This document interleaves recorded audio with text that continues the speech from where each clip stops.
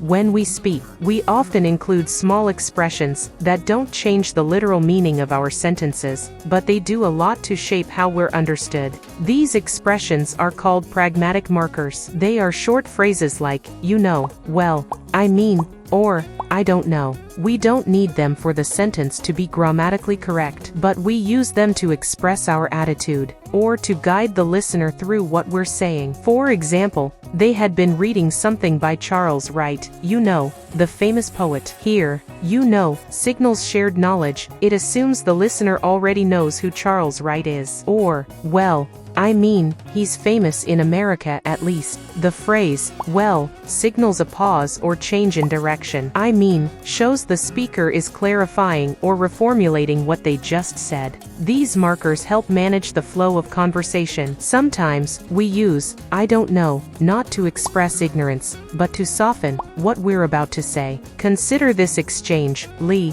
I'm not very fond of Edinburgh. It's so drab and cold. Jen, oh, I don't know. I really enjoyed going to the festival there last year. Jen uses, I don't know, to show hesitance. She wants to disagree, but in a polite, non-confrontational way. This use of pragmatic markers helps people stay polite, friendly, and emotionally aware in conversations, and they make communication more human.